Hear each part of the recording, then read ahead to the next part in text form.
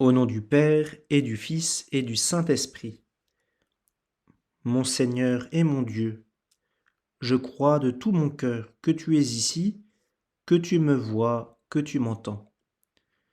Je t'adore à genoux devant toi, je te demande le pardon de mes péchés et la grâce de faire de mon mieux ce moment de prière. Marie, ma mère immaculée, Saint Joseph et mon ange gardien, intercédez pour moi. Tu as peut-être déjà entendu parler de l'histoire de la conversion de Saint Charles de Foucauld. Charles de Foucauld, après avoir reçu une éducation chrétienne, s'est éloigné de Dieu lors de son adolescence et il perd la foi. Durant sa jeune vie d'adulte, Charles mène une vie loin de Dieu, une vie de fête et une vie de plaisir. Il ne travaille pas beaucoup lors de ses études à Saint-Cyr et il mène une vie dissolue. Pourtant, un profond vide intérieur gagne son cœur. 2 voyages au Maghreb marquent un tournant dans sa vie. Charles voit des musulmans prier. Cela lui fait se reposer la question de Dieu. Dans le grand vide intérieur et la profonde tristesse qui habite son cœur, naît une prière. Charles dit à Jésus, il te dit Seigneur, si tu existes, fais que je te rencontre. Son cœur vide a soif de sens, il a soif d'absolu. De retour en France, Charles exprime ses doutes et ses questions à sa cousine qui depuis bien longtemps prie pour lui et pour sa conversion.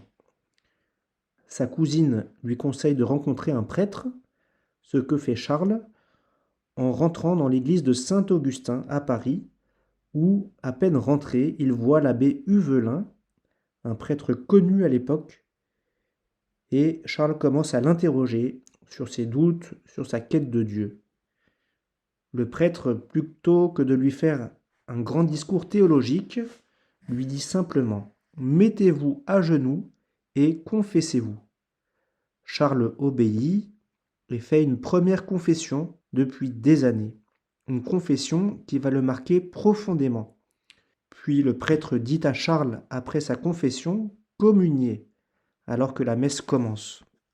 Charles communie et écrit ces mots en sortant de l'église.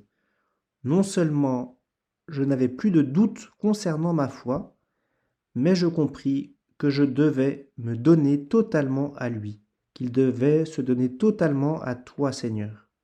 Tu connais sans doute la suite de sa vie. Charles change du tout au tout. Non seulement Charles a rencontré le Christ dans la confession et la communion, mais Charles va passer tout le reste de sa vie à rechercher le Seigneur de manière très radicale. Il devient moine, mais comme ce n'est pas assez dur, Charles va vivre à Nazareth pour vivre la vie cachée du Christ avant de devenir prêtre et de vivre comme ermite dans le Sahara où il va mourir assassiné.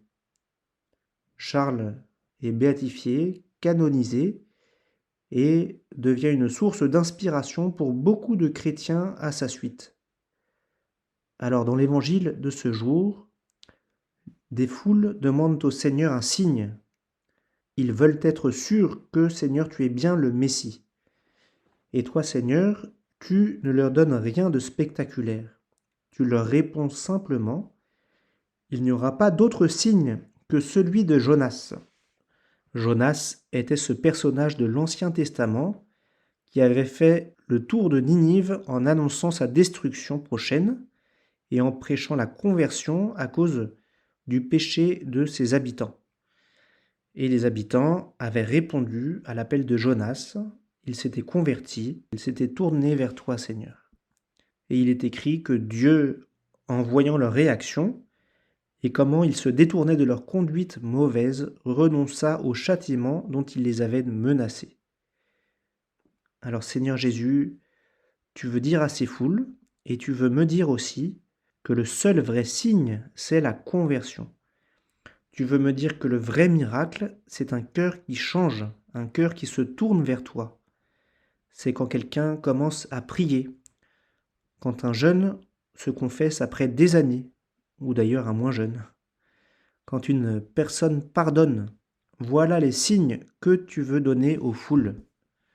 Autrement dit, Seigneur, tu ne veux pas simplement donner un signe pour satisfaire la curiosité, mais tu attends des foules, tu attends de chacun d'entre nous un cœur qui se tourne vers toi. Tu attends un acte de foi, tu attends un acte d'amour, tu attends une ouverture à ta miséricorde. Charles de Foucault a bien reçu le signe qu'il attendait. Dans le confessionnal, dans le sacrement de réconciliation, et ensuite dans la communion, Charles s'est senti totalement aimé de toi. Il s'est senti rejoint au plus profond de sa vie. On peut très bien imaginer la grande joie et la grande paix qui habitaient son cœur après cette première confession depuis des années. Mais le signe que tu lui as donné ne s'est pas fait sans lui. Tu attendais qu'il ouvre son cœur à ta miséricorde. Charles a cherché le Christ, Charles s'est tourné vers le Christ, Charles s'est converti. Et Charles a reçu le signe tant attendu en recevant ton pardon, Jésus, et en se laissant aimer et rejoindre au plus profond de son cœur dans le sacrement de l'Eucharistie. Alors je ne sais pas, toi qui m'écoutes, si tu as fait aussi l'expérience de l'amour de Jésus dans le sacrement du pardon et dans la communion. Peut-être que toi aussi tu demandes des signes au Seigneur, peut-être que dans ton cœur tu as cette soif de sens, tu as cette soif d'absolu. Tu as peut-être aussi ce vide intérieur que ressentait Charles, et tu peux être aussi parfois comme ces foules qui environnent Jésus et qui demandent un signe. Et Seigneur, aujourd'hui, tu me donnes ces paroles, tu me redonnes ces paroles. Cette génération est une génération mauvaise, elle cherche un signe. Mais en fait de signe, il ne lui sera donné que le signe de Jonas. Les signes que tu m'envoies, Seigneur, ce sont les signes très ordinaires que sont les sacrements. Ce sont des signes très simples, très ordinaires. Mais pourtant, à chaque fois, c'est toi qui viens de manière très simple rencontrer les âmes par les signes ordinaires des sacrements. Ce sont d'abord les signes du baptême et de la confirmation, signes qui font du nouveau baptisé, du nouveau confirmé, une créature nouvelle, un enfant de Dieu, un temple de l'Esprit Saint, appelé à témoigner et à être des signes de ton amour au milieu des hommes par la force du Saint-Esprit. Puis, Seigneur, tu viens te donner à moi dans les signes très ordinaires que sont le sacrement de pénitence, la confession, mais aussi le signe très ordinaire, mais aussi très extraordinaire qu'est le sacrement de l'Eucharistie. Dans la confession, c'est toi, Jésus, qui viens me pardonner mes péchés, quand je te les donne de manière très simple, mais avec un vrai regret au prêtre qui me pardonne en ton nom, qui me donne ta paix et ta joie. Seigneur aussi, dans l'Eucharistie, tu viens nourrir les âmes de ta vie. Tu viens te donner dans ce tout petit bout de pain où tu es réellement présent. Seigneur, c'est toi qui nous donnes le signe du sacrement des malades, où les malades font vraiment l'expérience de ta proximité. Inutile d'attendre une vision, inutile d'attendre un signe extraordinaire si mon cœur est loin de toi. Si Charles était étanche à la grâce pendant des années, s'il ressentait un grand vide dans son cœur, c'était que son cœur était loin de Dieu, comme si beaucoup de boue rendait insensible l'action de Dieu en lui.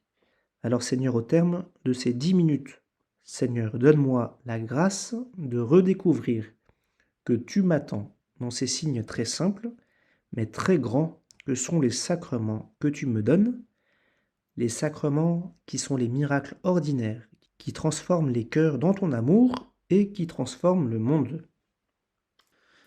Je te remercie, mon Dieu, des bonnes résolutions, des beaux désirs et des lumières que tu as semées dans mon cœur pendant ce moment de prière. Je te demande de m'aider à les faire fructifier. Marie, ma mère immaculée, Saint Joseph, et mon ange gardien, accompagnez-moi toujours en chemin.